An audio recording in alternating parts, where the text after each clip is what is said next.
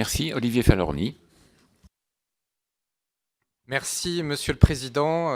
Merci, Madame Chabot, pour la qualité de votre présentation. Nous sommes heureux de vous accueillir ici, non seulement d'accueillir la rapporteure de cet avis du CESE sur la gouvernance pour une gestion durable des océans, mais aussi la championne de voile que vous êtes, puisque, faut-il le rappeler, vous êtes la première femme à avoir terminé un tour du monde à la voile en solitaire, en course et sans escale. Voilà, je voulais aussi vous en féliciter et le rappeler. 30 ans après la signature de la Convention des Nations Unies sur le droit de la mer à Montego Bay, qui est quand même l'accord le plus important de l'histoire concernant la gestion globale des océans et de la haute mer, les océans continuent à mobiliser. Le secrétaire général Ban Ki-moon a lancé le pacte pour les océans qui vise à mobiliser et à renforcer la capacité du système de l'ONU à soutenir les actions des gouvernements et à promouvoir l'engagement des organisations intergouvernementales et des ONG.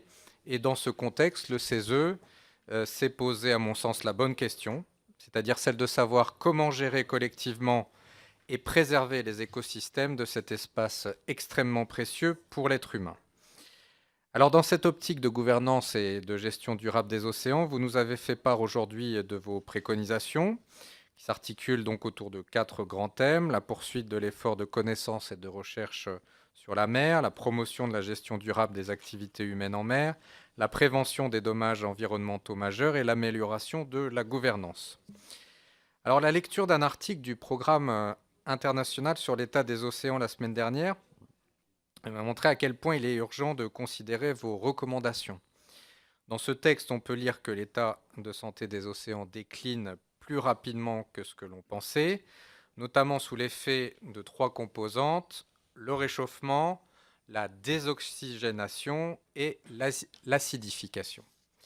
Alors les chercheurs estiment que ce cocktail néfaste qui touche à la température, à la chimie, à la stratification des océans et l'apport en nutriments compromet gravement et la productivité et l'efficacité des océans. Alors sans vouloir être alarmiste, les résultats de ces études vont au-delà de la conclusion atteinte par le GIEC, selon laquelle l'océan absorbe une grande partie du réchauffement climatique, ainsi que des taux sans précédent de dioxyde de carbone.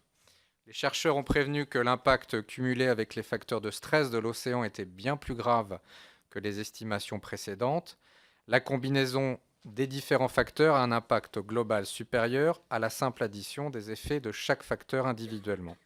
Alors, les scientifiques du programme international sur l'état des océans, proposent plusieurs solutions. 3.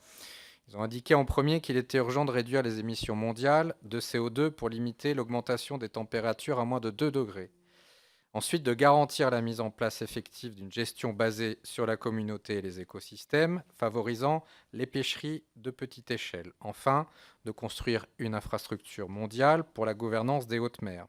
Alors, je souhaitais savoir si vos préconisations formulées dans le rapport font écho à ces 3 propositions et si oui, comment s'articulent-elles?